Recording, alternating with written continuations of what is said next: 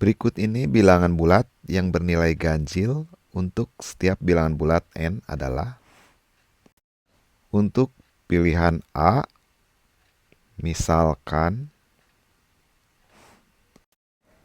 n sama dengan 1, maka 2019 dikurangi 3n sama dengan 2019 dikurangi 3 kali 1 sama dengan 2016. 2016 adalah bilangan genap.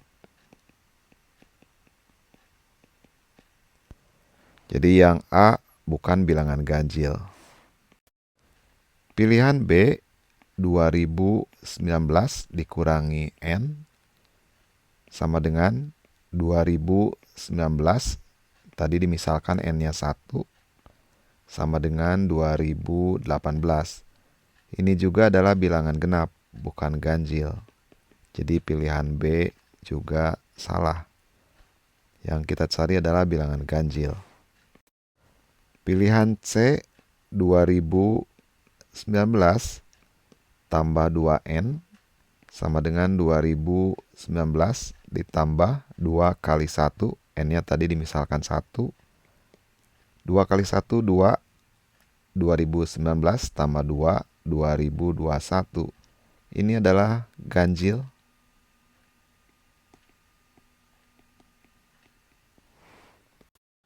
Pilihan D, 2019 ditambah n pangkat 2 sama dengan 2019 tambah 1 pangkat 2 sama dengan 2020. 2020 ini adalah bilangan genap. Jadi jawabannya yang ganjil hanyalah C.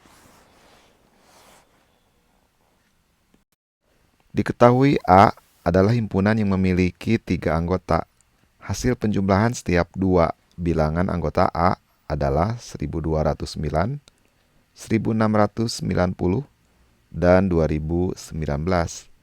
Selisih bilangan terbesar dan terkecil dari anggota A adalah, misalkan ketiga bilangan anggota A adalah A, B, dan C, maka jumlah 2 anggotanya yang pertama A tambah B sama dengan 1209. Kemudian B tambah C 1690 dan A tambah C sama dengan 2019. Dari bilangan-bilangan ini, yang terbesar adalah 2019, yang terkecil 1209. Jadi selisih bilangan terbesar dan yang terkecil dari anggota A adalah 2019 dikurangi 1209 sama dengan 810.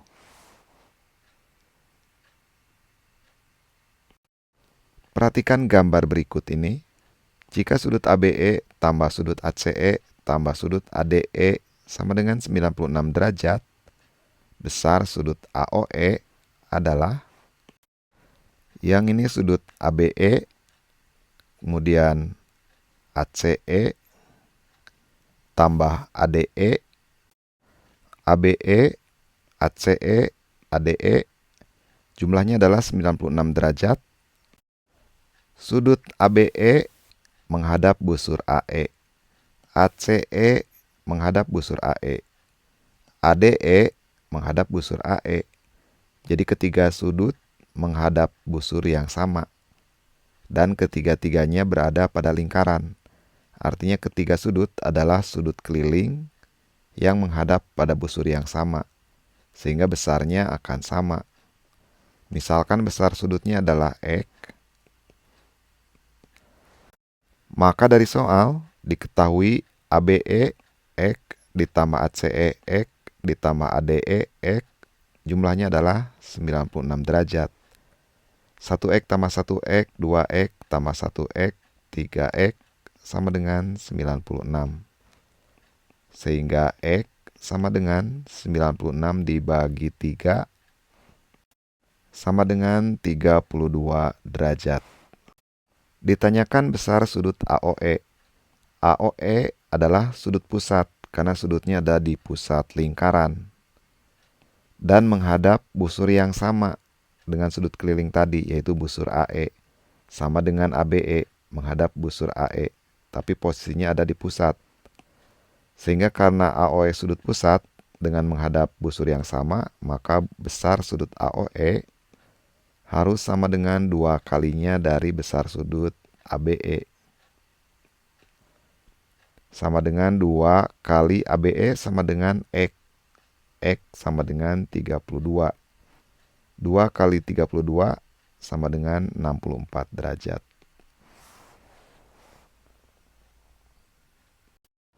Perhatikan gambar berikut ini. Gambar di atas adalah gambar kap lampu yang tidak mempunyai alas dan tutup. Alas dan tutup kap lampu berbentuk lingkaran. Luas bahan untuk membuat kap lampu adalah, kap lampu tadi adalah merupakan sebuah kerucut terpancung seperti gambar ini dengan puncak misalkan A, misalkan panjang yang terpancung AP misalkan sama dengan X. Perhatikan segitiga AOC dengan segitiga AQR. AOC dengan AQR adalah dua segitiga yang sebangun karena ketiga-tiga sudut yang seletak sama besar. Ini sama besar, sudut yang di atas berimpit, kemudian sudut ketiga, sudut C dengan sudut R sama besar. Sehingga segitiga AQR dengan segitiga AOC adalah sebangun. Karena kedua segitiga sebangun, maka akan berlaku perbandingan AQ berbanding AO harus sama dengan QR berbanding OC.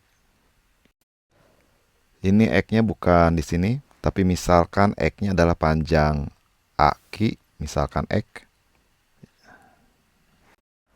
Ekivalen AQ-nya dimisalkan X dibagi AO, AO X ditambah 8 sama dengan QR 6 berbanding OC 12. 6/12. 6/12 disederhanakan pembilang dan penyebut dibagi 6. 6 dibagi 6, 1. 12 bagi 6, 2. Ekivalen kalikan silang 2 kali X, 2X sama dengan X kali 1, 1X. 8 kali 1, 8. X tambah 8. Ekivalen 2X. Sebelah kanan supaya tidak X dikurangi X. Karena sebelah kanan dikurangi X, sebelah kiri juga dikurangi X. Dikurangi X sama dengan X dikurangi X 0, tinggal 8. Ekivalen 2X dikurangi 1X. 1X sama dengan 8. Jadi panjang X atau AQ sama dengan 8. Untuk mencari luas permukaan kerucut ABC, terlebih dahulu kita harus mencari panjang AC. Perhatikan segitiga AOC, dia siku-siku di O, maka AC atau garis di depan O adalah sisi miring pada segitiga AOC. Sehingga pada segitiga AOC akan berlaku rumus Pitagoras, AC pangkat 2 sama dengan AO pangkat 2 tambah OC pangkat 2. AO 8 ditambah 8, 16. OC 12. 16 kuadrat sama dengan 256. 12 kuadrat 144. 256 tambah 144 sama dengan 400. Jadi AC akar dari 400 sama dengan 20. AC pada kerucut biasa disebut garis pelukis atau dilambangkan S, sehingga ini kita namai SAC. Luas permukaan selimut kerucut yang besar bisa dihitung dengan menggunakan rumus luas ABC sama dengan pi kali jari-jari OC kali garis pelukis AC. Sama dengan pi kali OC 12, garis pelukis AC 20, 20 kali 12, 240 pi. Luas bahan kap lampu adalah luas kerucut yang besar dikurangi luas permukaan selimut kerucut yang kecil. Untuk mencari luas selimut kerucut yang kecil, kita harus cari dulu garis pelukis AR. Perhatikan segitiga AQR, siku-siku di Q, maka AR adalah sisi miring AQR. Sehingga pada segitiga AQR akan berlaku rumus Pitagoras AR pangkat 2 sama dengan AQ pangkat 2 tambah QR pangkat 2. AQ 8, QR 6 sama dengan 64 tambah 36 sama dengan 100.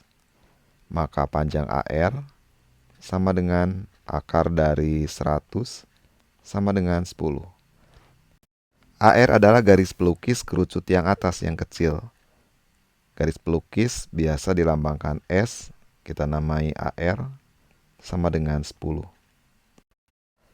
Luas selimut kerucut yang atas atau kerucut APR bisa dihitung dengan menggunakan rumus pi kali jari-jari QR dikali garis pelukis AR.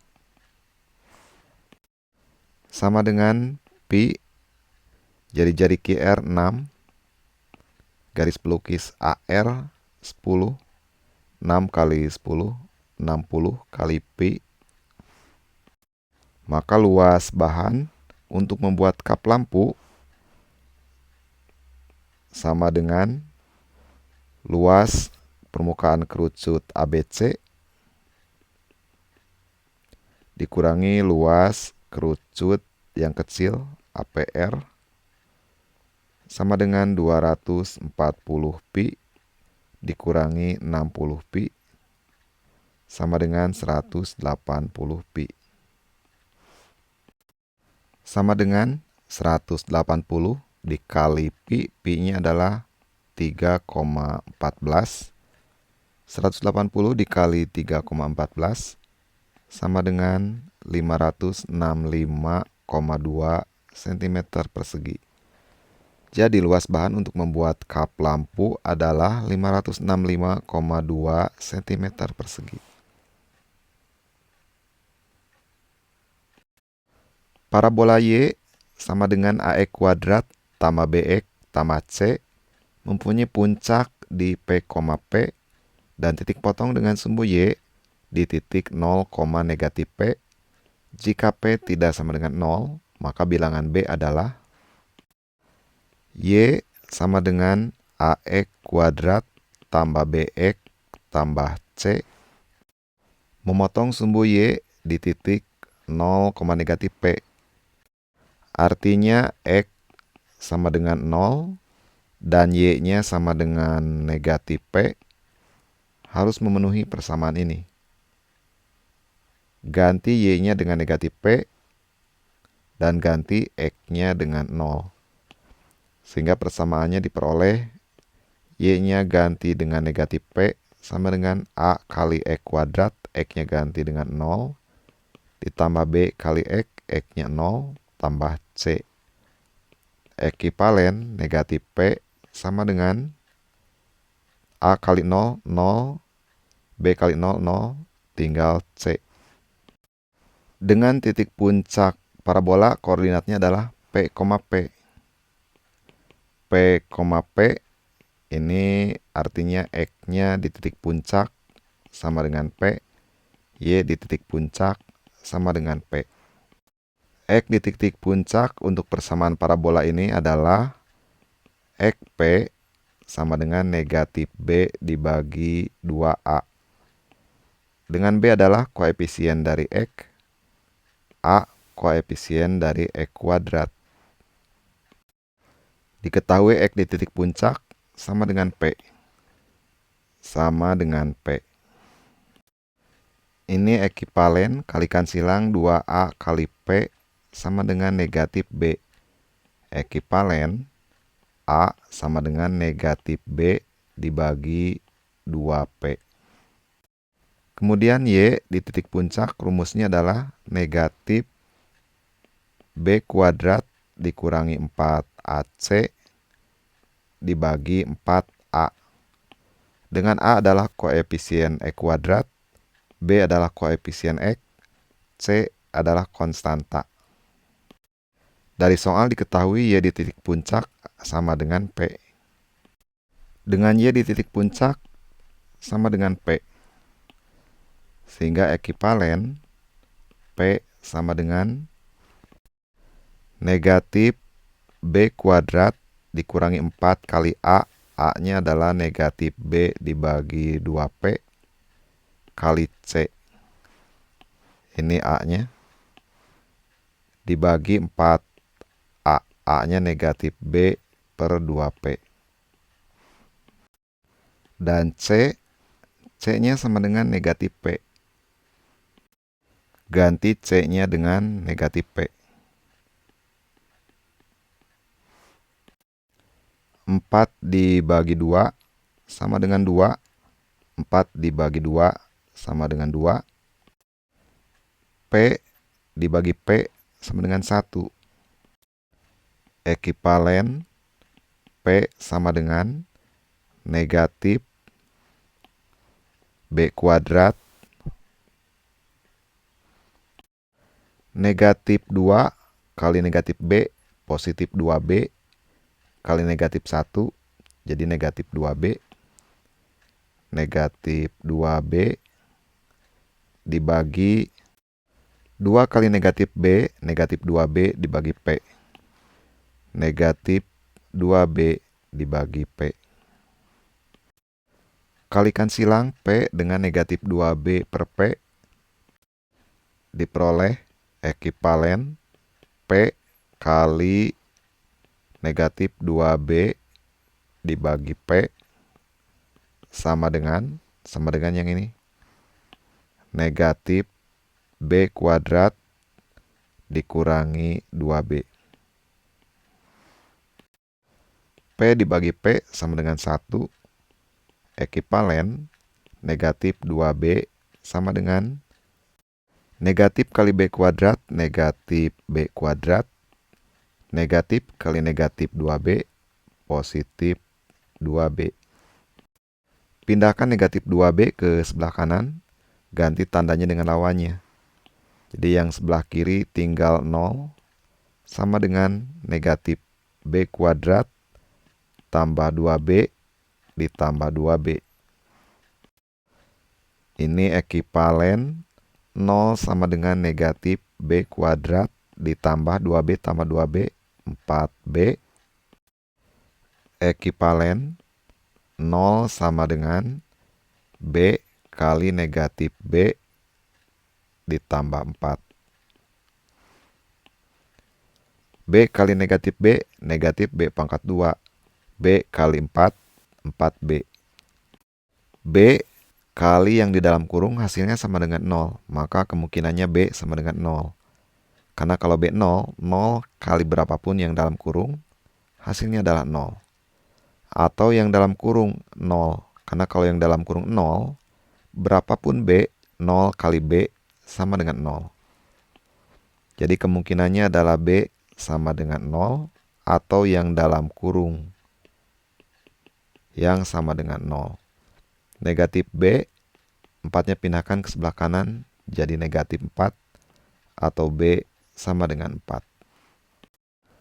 Karena B tidak mungkin 0, maka yang diambil adalah B sama dengan 4.